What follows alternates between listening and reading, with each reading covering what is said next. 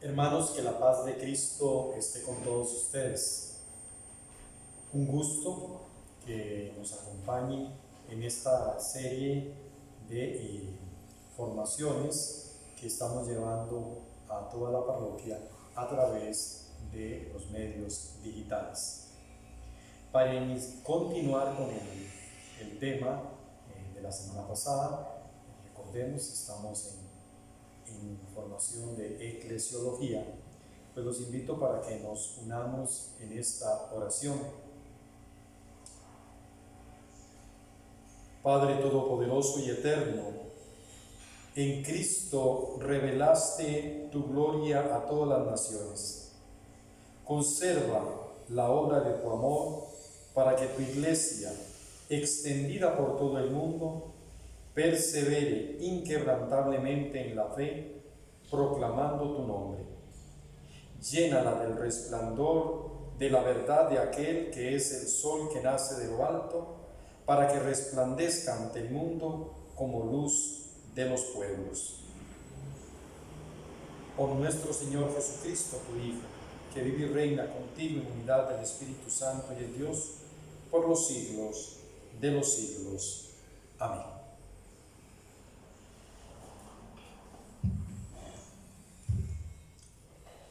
Bueno, recordar un poquito lo que vimos la semana pasada. Estamos hablando acerca de la eclesiología. Bueno, ¿qué es eclesiología? Es el estudio, la meditación, la profundización de lo que es la iglesia. Y decíamos que la palabra iglesia viene de la voz griega eclesia, que significa la que es convocada, la que es llamada. Hablábamos de que así se conocía el llamado que en las ciudades griegas se hacía a la asamblea para que se reuniera fuera de los muros de la ciudad, porque la cantidad de gente no permitía que fuera dentro. Entonces la iglesia es la que es convocada, la que es llamada desde, ¿verdad? En el caso de los griegos, desde la ciudad hacia afuera, y en el caso nuestro, del mundo, a salir del mundo para colocarse alrededor de la persona de Jesucristo. Entonces todos los que somos miembros de la iglesia por el bautismo hemos sido convocados para estar con Cristo, para caminar con Cristo. Bueno, hoy continuamos en este camino y bueno, el tema de hoy de verdad debo confesarles que me sorprendió, porque a pesar de que cuando yo terminé mi periodo de formación en el seminario tuvimos que hacer una tesina y yo escogí el tema de la eclesiología, en realidad esto que hoy vamos a ver no fue parte de lo que yo estudié en mis clases, ni tampoco de lo que vi en los estudios para la tesina. Estoy aprendiendo, de verdad que estoy aprendiendo, y también estoy refrescando mucho de lo que recibí, pero este tema de verdad que me ha sorprendido. El tema es la iglesia prefigurada antes de la creación del mundo. Estamos acostumbrados a escuchar por ahí, ¿verdad?, o a cantar que la iglesia nació en Pentecostés, o que la iglesia nació en la Pascua. Si bien es cierto, la iglesia brota del costado abierto de Cristo en su entrega, el ministerio pascual, la iglesia es manifestada en Pentecostés. La iglesia es pensada por Dios desde antes de la creación del mundo. Entonces, los primeros cristianos decían que la iglesia es tan antigua como la creación. Más aún, En cierto sentido, la iglesia es anterior a la creación. El mundo fue creado en orden a la iglesia. Por eso los padres de la iglesia hablan de la preexistencia de la iglesia. Hay un escrito que se llama El Pastor de Hermas, más o menos del siglo II, que nos da una visión acerca de este pensamiento de los santos padres. Y en ella, en El Pastor de Hermas, la iglesia aparece como una anciana, una mujer ya mayor, arrugada, y dice que ella existía antes de que el mundo fuera, y el mundo fue creado para ella. Dios creó el mundo en orden a la comunión en su vida divina, la cual se realiza mediante la convocación de los hombres en Cristo, y esta convocatoria es la iglesia. La iglesia es la finalidad de todas las cosas. Una frase muy conocida de San Clemente de Alejandría sintetiza esta visión. Dice: así como la voluntad de Dios es un acto y se llama mundo, así su intención es la salvación de los hombres y se llama iglesia. La iglesia es lo que Dios ha pretendido con la creación. Es el verdadero fin de la creación y llegará felizmente a su plenitud, como dice el concilio junto con los padres de la iglesia, cuando todos los justos, desde Adán, desde el justo Abel hasta el último de los elegidos, se reúnan con el Padre en la iglesia universal. Desde toda la eternidad Dios contemplaba ya al Cristo total, o sea, a la iglesia. Cristo es la cabeza de la iglesia y no puede existir una cabeza sin cuerpo. O sea, que desde toda la eternidad, Dios Padre, al contemplar a su Hijo Jesucristo, estaba también contemplando a la iglesia. Si todo fue creado en orden a Cristo, entonces será también cierto que todo fue creado para la iglesia, que es su cuerpo. Esto lo expresa San Pablo en la carta a los Colosenses. Si me permiten, voy a leerles. Colosenses capítulo 1, versículos del 15 al 20. Él es imagen de Dios invisible, primogénito de toda creación, porque en Él fueron creadas todas las cosas, en el cielo y en la tierra, las visibles y las invisibles, los tronos, las dominaciones, los principados, las potestades. Todo fue creado por Él y para Él. Él existe con anterioridad a todo y todo tiene en Él su consistencia. Él es también la cabeza del cuerpo de la iglesia. Él es el principio, el primogénito de entre los muertos, para que sea Él el primero en todo.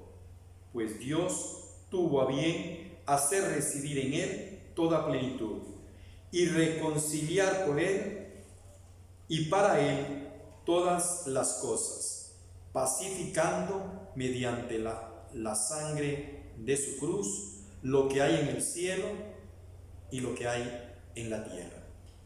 Palabra de Dios. Esta grandiosa visión de del fin verdadero de la creación y de todos los caminos que Dios ha querido para ella, contrasta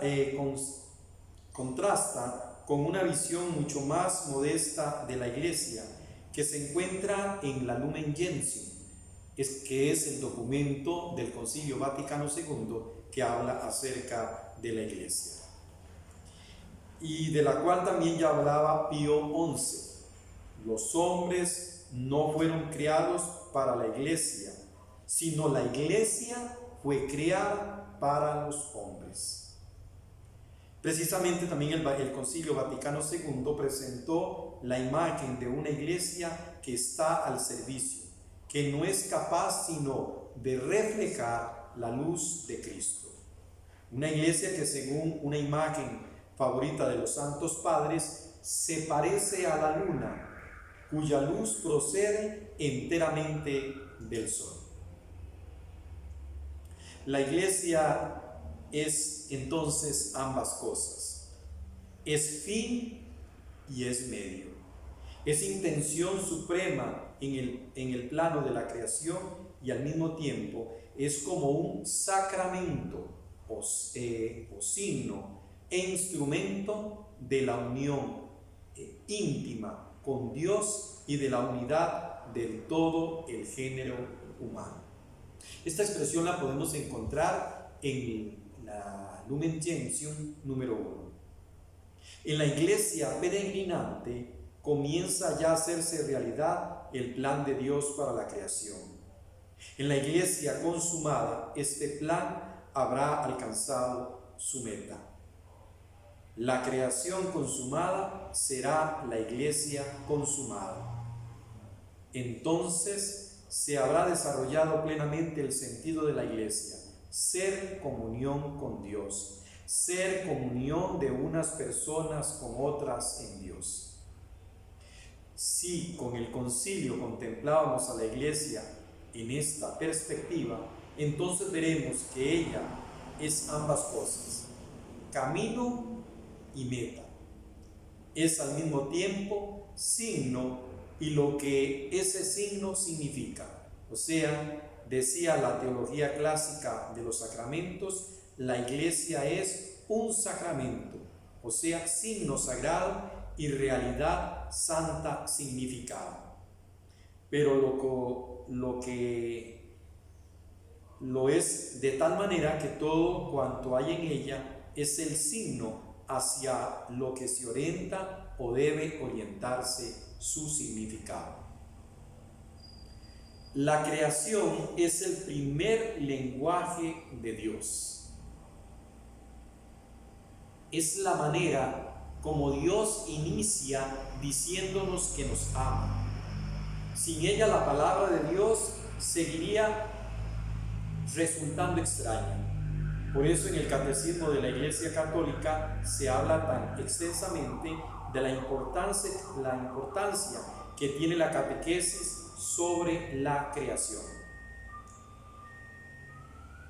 En el tiempo de cambio que se produjo después del concilio, se llegó en parte a un lamentable abandono de la doctrina sobre la creación. Pero, entre tanto, ha comenzado a reflexionarse de nuevo sobre este tema. Se va viviendo cada vez más con más claridad que sin el primer artículo de fe, que es la fe en el Creador del cielo y de la tierra, falta su fundamento en los demás artículos de fe. La verdad de la creación y del Creador es la base de todas las demás verdades de la fe. Sin ella se sustenta en el vacío. Toda palabra que se hable de la alianza, de la Torá, de la encarnación del Hijo de Dios, de la salvación y de la gracia, de la iglesia y del sacramento y de la nueva creación, pues queda sin sentido. Por eso, por este motivo, semejante verdad, aunque no cronológicamente, sí debe estar en realidad al principio mismo de la evangelización, de la proclamación de la fe. No es en vano la catequesis bautismal de la Iglesia antigua, la cual comenzaba con la catequesis acerca de la creación. Y no sin una razón profunda, comienza la celebración de la noche pascual con la lectura del relato de la creación. El primer paso para la conversión es la fe en un Dios creador, creador del cielo y de la tierra. Así se expresa ejemplarmente en un extraño relato que leemos en el libro de los Hechos de los Apóstoles. Pablo y Bernabé estaban en su primer viaje misionero, llegaron a la ciudad de Listra, en Asia Menor. Allí Pablo cura a un paralítico. la reacción espontánea del pueblo, es decir, o decirles a Pablo y a Bernabé que son dioses. Los dioses han tomado forma humana y han bajado hasta nosotros. A Bernabé lo llaman Zeus y a Pablo, el que hablaba, lo llaman Hermes. El sacerdote de Zeus, acompañado por un gran gentío, quiere ofrecer un sacrificio de toros adornados con guirnaldas. Continúa el relato. Los dos apóstoles se desgarran los vestidos y ruegan a la multitud para que se abstenga de tales blasfemias. Y preguntan: ¿qué es lo que hacen, hombres? Nosotros somos de la misma condición que ustedes. Somos hombres y les anunciamos la buena noticia para que, abandonando esos dioses vacíos, se conviertan al Dios vivo, que es el que hizo el cielo y la tierra, el mar y todo lo que hay en ellos. En las pasadas generaciones, Él permitió que cada nación siguiera su propio camino, aunque no dejó de darse a conocer por sus beneficios, enviándoles desde el cielo lluvias y estaciones fructíferas y llenando de alimento y de alegría sus corazones. Parece una extraña predicación misionera de un apóstol de Jesucristo, pues no dice ni una sola palabra acerca del Evangelio. Es la única predicación misionera en la que no se menciona a Cristo. La razón de esto está en la situación de los destinatarios, porque donde falta la fe en un solo Dios verdadero, no se puede predicar tampoco a Cristo, no se puede implantar la iglesia. Entonces, para iniciar la predicación es necesario una base, y esa base es la fe en un solo Dios creador.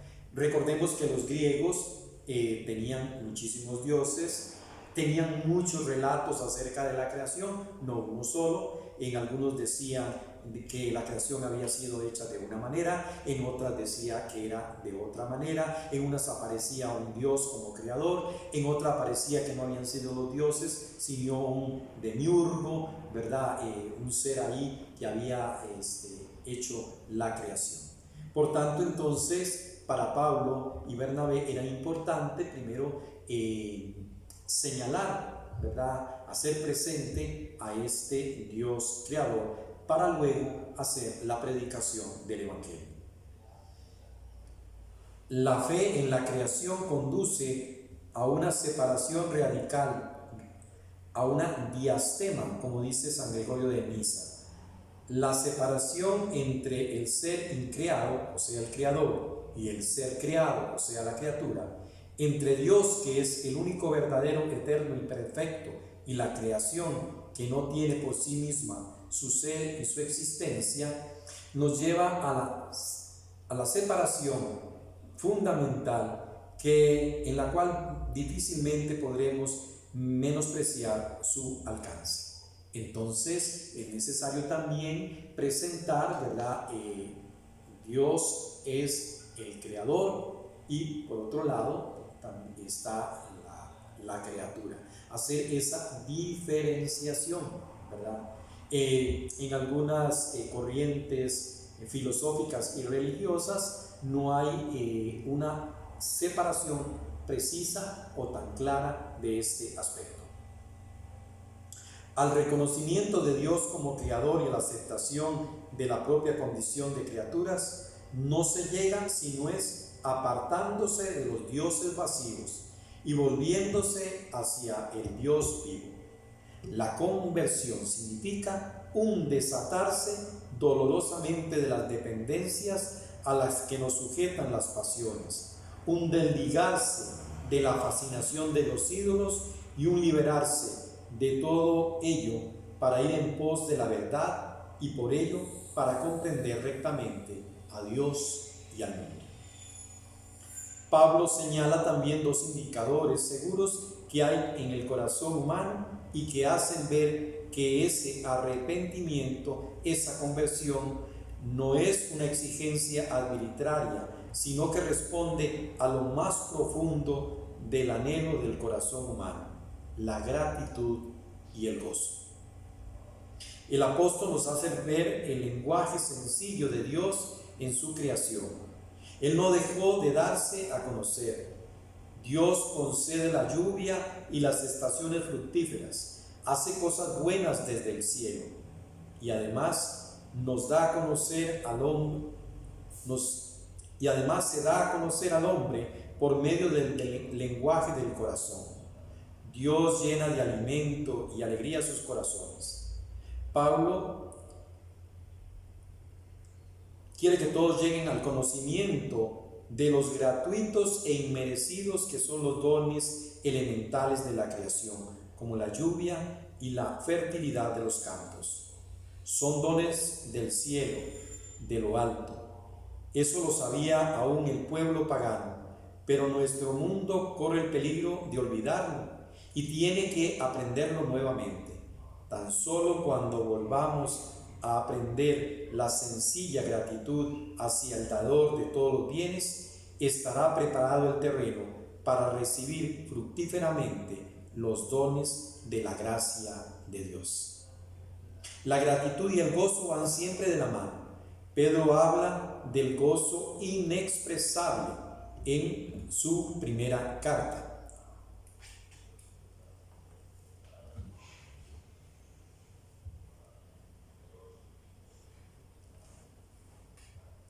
Dice el apóstol Pablo: por lo cual rebosan de alegría, aunque sea preciso que todavía por algún tiempo sean afligidos por diversas pruebas, a fin de que la calidad probada de su fe, más preciosa que el oro perecedero, que es probado por el fuego, se convierta en motivo de alabanza, de gloria y de honor en la revelación de Jesucristo, a quien aman sin haberle visto, a quien creen aunque de momento no lo vean, rebosando de alegría inefable y gloriosa, alcanzarán la meta de su fe, la salvación de las almas. La escuela preparatoria de ese gozo, descrito tanto por Pablo y también por el apóstol Pedro, que hay en el corazón de quienes aceptan con gratitud los dones creados del Hacedor, hacen que se lleve o que se dé una gratitud en el corazón humano, que esa gratitud vaya creciendo cada día más, que esa gratitud nos lleve a la glorificación de Dios. En la creación se halla prefigurada la iglesia, por eso la creación está al servicio de la iglesia, le sirve de ayuda en su camino y en ella alcanza su consumación. En el capítulo 12 del Apocalipsis se habla de cómo la tierra acudió en ayuda de la mujer en el desierto, absorbiendo el torrente de agua que el dragón había lanzado de sus fauces para aniquilar a la mujer. Vamos a leer también entonces este texto del libro del Apocalipsis.